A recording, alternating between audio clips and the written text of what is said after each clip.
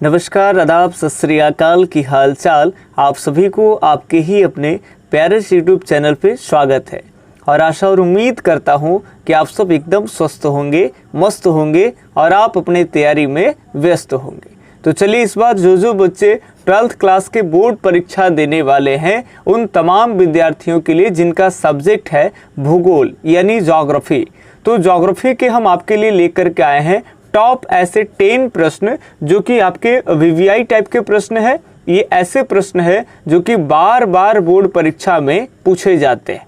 तो चलिए अगर भूगोल की अगर हम बात कर लेंगे तो ये टॉप 10 वाला जो सीरीज है वो उसका ये आपका 7वां सीरीज है।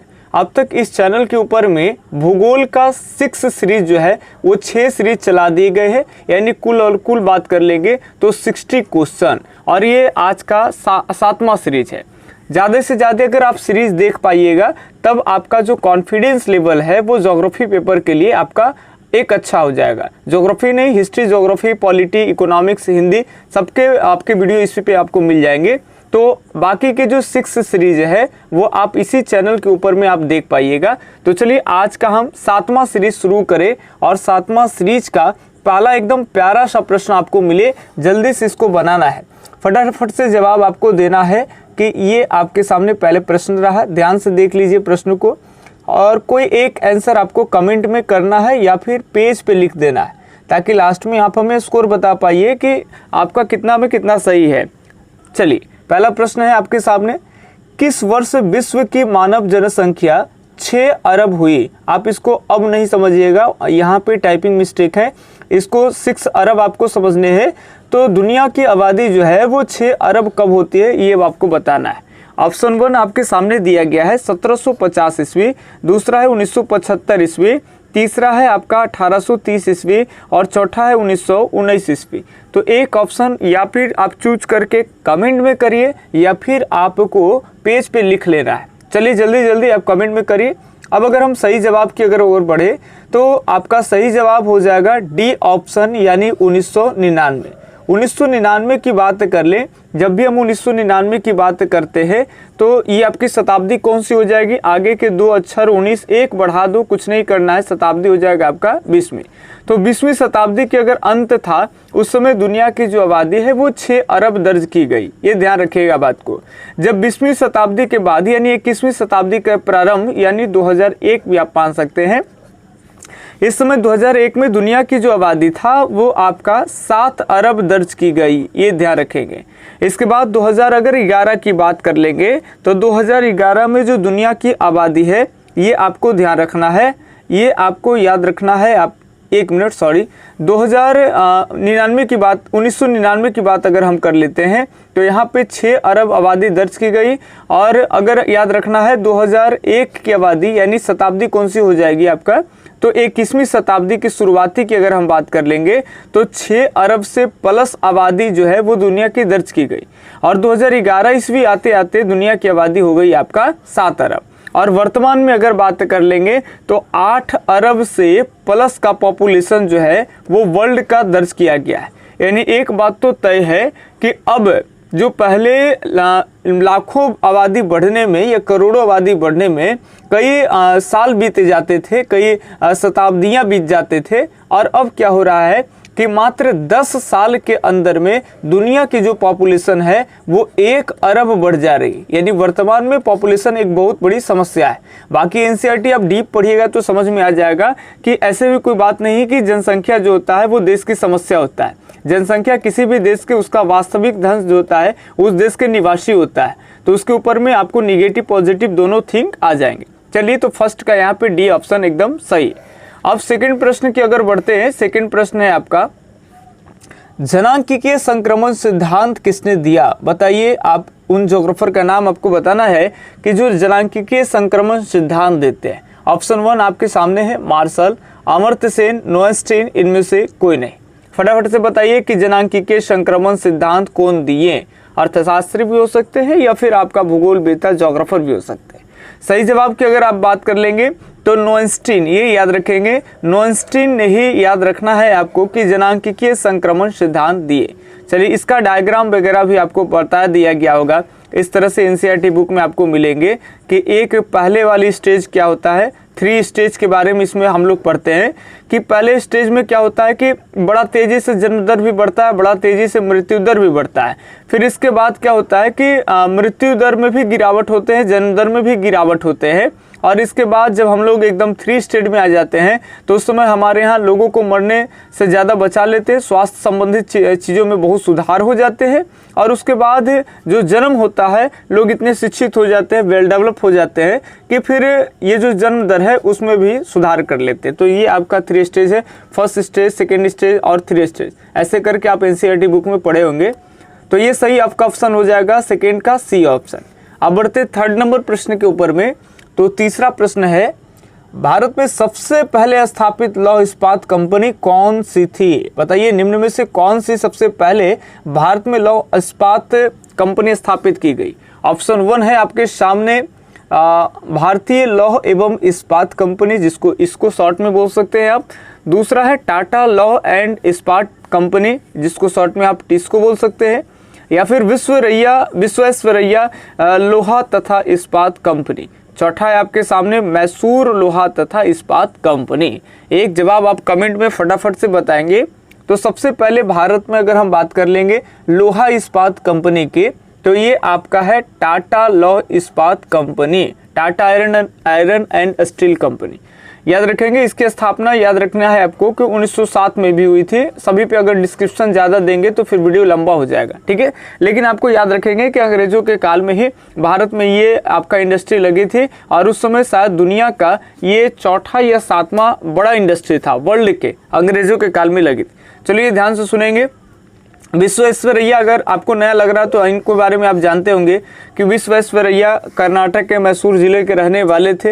ये भारत के बहुत बड़े अभियंता के रूप में इनके जन्मदिन को लेकर के अभियंता दिवस भी मनाया जाता है भारत में। अर्थशास्त्रियों में इनका भी काफ़ी नाम आता है, खास करके जब हम भारतीय अर्थव्यवस्था के बारे में पढ़ते हैं तो वहाँ पर इनका जिक्र होगा।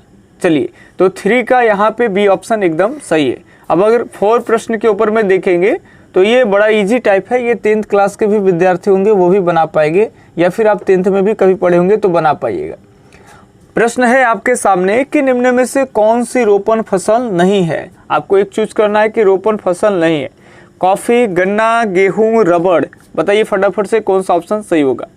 देखिए, अगर हम रोपण फसल की बात कर लेंगे तो रोपण फसल वैसे फसल को कहते हैं कि जिसको हम खेतों में एक बार ही लगाते हैं, लेकिन इसका लाभ एक से अधिक बार हम प्राप्त करते हैं। जैसे आप गन्ना को ले लीजिए, गन्ना एक बार खेत में लगाने पड़ते हैं और उसका लाभ आपको जो है वो कई बार आपको मिल सकते हैं, 2-3 बार आप उसको कबाड़ सकते हैं, कोई दिक्कत नहीं। उसी तरह से कोई भी कॉफ़ी वगैरह है, गन्ना है, रबड़ है, इसको एक बार खेत में लगाएंगे और ऐसे फसलों का लाभ हम इसको एक से अधिक बार प्राप्त करते हैं। लेकिन गेहूँ एक बार लगाएंगे आप, एक बार गेहूँ काट लेंगे, फिर गेहूँ का लाभ आपको नहीं मिल सकता है। तो याद रखेंगे, इसमें नहीं वाला चूज करना है। तो यहाँ पे आपका सी ऑप्शन ही राइट हो जाएगा। ये ध्यान रखेंगे, कौन आपका रोपण फसल नहीं है। तो बिल्कुल सही जवाब आपका गेहूं नहीं है। चलिए आगे अगर बढ़े हम 5वें नंबर प्रश्न के ऊपर में, अगर सही हो रहा है, अगर आपको सिर्फ से बेनिफिट हो रहा है तो ज़रूर एक लाइक का बटन आपको दबा लेनी चाहिए अब तक। और अब ये 5वां प्रश्न थोड़ा सा शायद आपको कठिन लग सकता है, लेकिन जो पिछले वीडियो देखे होंगे उनके लिए ये कठिन नहीं है। ये 5वां प्रश्न है आपके सामने कि लोएस मैदान में किस प्रकार का घर पाया जाता है। लोएस मैदान, आपको मैदान पहले एग्जैक्ट सोच लेना है कि लोएस मैदान कहते हैं किसको। तो लोएस मैदान में किस प्रकार का घर पाया जाता है? क्या कंक्रीट का पाया जाता है, गुफा का पाया जाता है, झोपड़ी का पाया जाता है, या फिर इनमें से कोई नहीं? फटाफट से सही जवाब आपको देने हैं। अगर हम बात कर लेंगे लोएस मैदान में, तो पहले लोएस मैदान समझते हैं। जो रेगिस्तान वाले भाग है, जो रेतीले इलाके हैं, वहाँ पे काफ़ी सारे कंकड़ वगैरह पाए जाते हैं, वैसे क्षेत्र ही लोएस मैदान होते हैं। अब ऐसे क्षेत्र में अगर कंक्रीट का मकान हो, मान ले सीमेंट का दीवार बनाते हैं, तो ये तो गर्म इलाका है, तो गर्म में काफ़ी ये गर्म होगा। और ठंडे जब आएंगे तो रेगिस्तान वाले भागों में तो टेम्परेचर बड़ा लो होगा, तो फिर आपको ठंडा भी ज़्यादा पड़ेंगे। तो ऐसे इलाका में हम लोग बनाते क्या है, तो गुफा बनाते हैं। याद रखेंगे, झोपड़ी भी नहीं चलेगा, गर्मी में बहुत गर्म रहता है, झोपड़ियाँ में आग लगने की संभावना ज़्यादा हो जाएगी। ठीक है, तो बी ऑप्शन यहाँ पे बिल्कुल सही है। तो 5 के बी ऑप्शन एकदम क्या हो जाएंगे, आपके राइट हो जाएंगे। चलिए अब हम 6 प्रश्न को देखें। सीरीज से आपको बाहर भागना नहीं है, सीरीज से बाहर भागिएगा, आपका कॉन्फिडेंस लेवल गिरेगा। जितना ही वीडियो को आप देखेंगे पूरा उतना ही कॉन्फिडेंस लेवल आपका बढ़ते जाएगा कि अरे यार ऐसे प्रश्न आएंगे तो हम आराम से आपको बना पाएंगे, इसमें कोई भारी है नहीं। चलिए, चाय का सबसे बड़ा उत्पादक देश कौन सा है? बताइए आपको चाय का सबसे बड़ा उत्पादक देश कौन सा है? ऑप्शन 1 है आपके सामने चीन, दूसरा है श्रीलंका, तीसरा है मिस्र और चौथा है आपका भारत। चाय का सबसे बड़ा उत्पादक देश का नाम बताना। तो बिल्कुल सही जवाब की बात कर लेंगे तो चाय के मामले में आज वर्ल्ड में चीन ही आपको याद रखने हैं। आपके पाठ्यक्रम के अकॉर्डिंग चाय का उत्पादक सबसे बड़ा उत्पादक देश जो है वो चीन है। तो 6 का ये ऑप्शन एकदम राइट है। अब हम बात कर लेंगे 7 नंबर प्रश्न के ऊपर में। तो 7वें प्रश्न है, विश्व जनसंख्या दिवस कब मनाया गया? कब मनाया जाता है? ये कब मनाया जाता, हाँ कब मनाया जाता है, ये आपको याद रखना है कि विश्व जनसंख्या दिवस कब मनाए जाते हैं। ऑप्शन 1 है आपके सामने 10 जनवरी को, दूसरा 11 जुलाई को, तीसरा है 12 मार्च को, चौथा है 15 जुलाई को। बिल्कुल सही जवाब की अगर हम बात कर लेंगे तो यहाँ पे सही जवाब अगर बात कर लेंगे तो बी ऑप्शन एकदम आपका क्या है तो राइट है। याद रखना है 11 जुलाई को वर्ल्ड पॉपुलेशन डे के रूप में मनाए जाते हैं। चलिए 8वें नंबर प्रश्न, अब 3 ही प्रश्न मात्र बच रहे हैं तो आप पूरा देख ही लीजिए और जल्दी से खत्म करते हैं इस सीरीज को। प्रश्न है आपके सामने, नव निश्चयवाद से संबंधित कौन है? नव निश्चयवाद, जिसको नव नियतिवाद भी कहते हैं, इससे संबंधित एक भूगोल वेता का नाम चूज करना है आपको। ब्लास, दूसरा है हम्बोल्ट, तीसरा है रैडजेल, चौथा है टेलर। कौन ऑप्शन सही हो जाएगा? चलिए, नव नियतिवाद में आप लोग पढ़े थे, इसको कहते हैं रुको और जाओ, गो एंड स्टॉप या स्टॉप एंड गो का जो कहिए। ट्रैफिक सिग्नल के आधार पर इस विचारधारा का कॉन्सेप्ट दिया गया है और इसके प्रवर्तक है आपका ग्रिफिथ टेलर। तो यहाँ पे ग्रिफिथ नहीं लिखा हुआ लेकिन टेलर को आप ग्रिफिथ टेलर ही समझिएगा। ये कहाँ के भूगोल वेता है? तो ये भूगोल वेता है आपके अमेरिका के, ये अमेरिकी भूगोल वेता है और अमेरिका के अमेरिकी भूगोल वेता, इन्हीं के जो शिष्या है, स्टूडेंट चिलाइन कह सकते हैं ठेठ में एकदम, इनका नाम है एलन सी सैम्पल। याद रख सकते हैं आप, इनका नाम क्या है तो एलन सी सैम्पल। एलन सी सैम्पल से भी काफ़ी सवाल आ सकते हैं आपको, ठीक है, लिखने में प्रॉब्लम हो रहा है स्क्रीन छोटा हो जाने का। अब हम बढ़ते हैं 9वें नंबर प्रश्न, जल्दी से देखेंगे, ये तो बहुत ही हिट प्रश्न है। भारत में सिंचाई का साधन है तालाब, कुआं, नहर, उपयुक्त सभी। बताइए तालाब का साधन, सिंचाई का साधन क्या है? तो आपको चूज करने, भारत में है ना, तो उत्तर भारत की चर्चा चल रही है और ना ही यहाँ पे आपका दक्षिण भारत की चर्चा चल रही, तो केवल भारत में है तो इसको आप चूज करना है। जल्दी से कमेंट में करिए आप जवाब या फिर आप पेज पे लिखिए, तब तक हम शॉर्टली इंडियन मैप बनाने का प्रयास करें।